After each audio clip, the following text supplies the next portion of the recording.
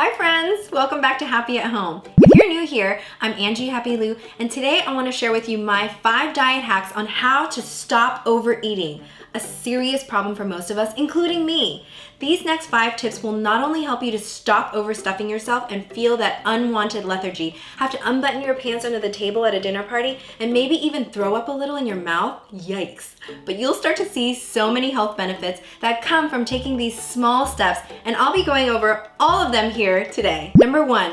Burp equals stop. I'm sure you've noticed when you're excessively shoveling food into your mouth and about halfway or 3/4 of the way through your meal, you get that little or sometimes big belch of air that comes up. That usually means stop, guys. Put the fork down, slide the plate away from you, and step away. Your body is trying to tell you something. Your stomach is full and you should stop putting anything more in it. Philosophies around this theory have been around for centuries, but test it for yourself. What is your burp telling you?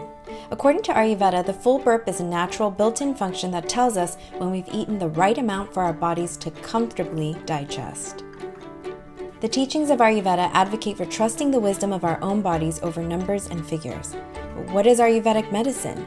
The ancient Indian medical system, also known as Ayurveda, is based on ancient writings that rely on a natural and holistic approach to physical and mental health.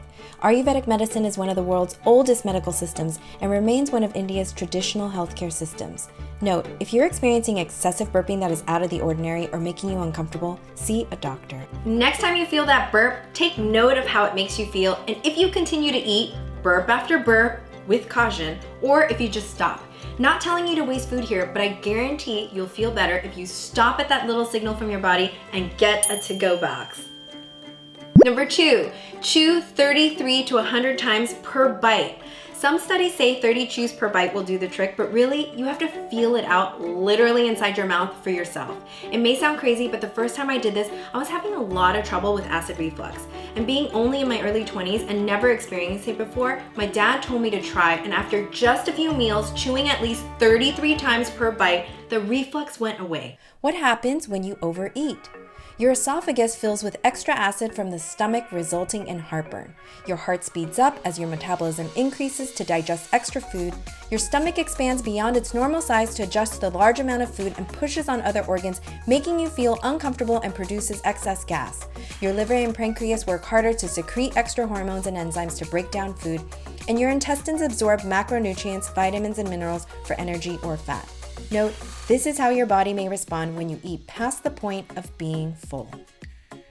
What I learned is it's not necessarily about the number of times, but how much you're breaking down or liquefying the food inside your mouth before you swallow. Not only can this help with things like reflux, but you'll feel full sooner, and hopefully it will lead you to eat less. And depending on how big your bites are, this can be 33, 50, or even 100 times per bite. When I'm refeeding after a water fast, I take this to the extreme for days, if not weeks, very carefully chewing my food to a liquefied state before swallowing. By the way, this tip is for all of you speed eaters out there, like me, but if you're taking forever to eat, taking tiny bites, chewing for what seems like eternity to others who eat super fast, you're good. Number 3, put the fork down, or chopsticks, or whatever you're using to eat. Try doing this at least 3 times during a meal, or to take it up a notch, physically get up during your meal a couple of times, maybe to go to the bathroom or offer to grab something for someone or yourself. The idea behind this is that it will force you to slow down while eating. It takes about 20 minutes for your stomach to send signals to your brain that it's full, so anyone that eats a meal in less than this amount of time, raise your hand if this is you. Putting your fork down in between bites, and even better to take more time to chew or getting up during a meal, will not only slow you down, but inadvertently cause you to eat less, because taking more time will give you more time to recognize that you're fuller sooner than you had expected. It's also good etiquette. Number 4, don't drink during your meal. Okay, this one has a lot of different schools of thought behind it. Some people believe that having liquids interferes with digestion, while other studies show that it doesn't. From my experience, not drinking during meals, waiting at least 30 minutes before and after, has helped with overeating and again, with reflux.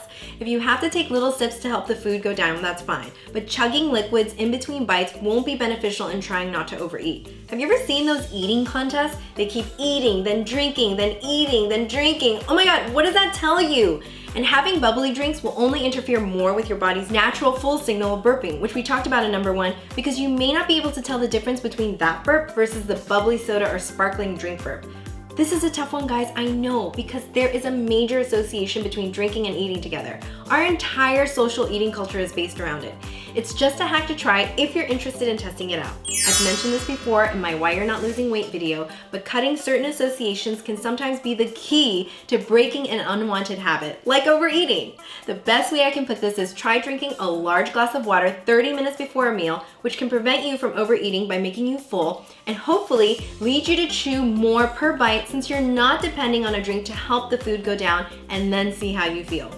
Always listen to your body, and if it feels good, why not stick with it, right? And number 5, let your hand guide your portions. I love using this visual because you can just use your hand to adjust your portions to control the amount of food you'll be ingesting. It's really never failed except when I'm refeeding after a water fast and my stomach has seriously shrunken in size. So on a normal day, I use 2 handfuls cupped together like this to measure 1 serving of raw veggies like a salad, my palm to measure my protein serving, and a cupped hand for nuts. That's about 5 to 10 nuts depending on what type of nut you're eating, but I love nuts so much I sometimes go way over. A fist for carbs, preferably complex like cooked veggies, beans, legumes, whole grains, and not simple white carbs. And this one is really tough to measure, especially if you're not cooking your own food, but using the size of your thumb for fats like nut butters and cheese, and the tip of your finger for oils, mayo, butter, and sugar. Each of my fruit servings are usually never bigger than my own fist, and you can find tons of variations of this type of hand portion measurements, but this is what works for me to help with overeating. Here's my hand portion guide.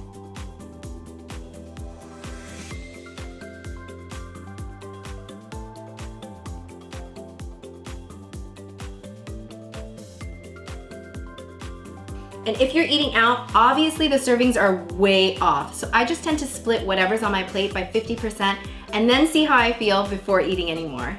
You can try any of these tips on your own, but ideally, if you can start incorporating all or most of them into your daily eating routines, you'll start to see so many benefits aside from just not overeating. You'll learn how to connect with and enjoy your food by slowing down through these mindful eating habits, along with better digestion, weight loss, and, drumroll please, better poops. And who doesn't want that? Try it for yourself and let me know how it goes, and I'll see you on the next one.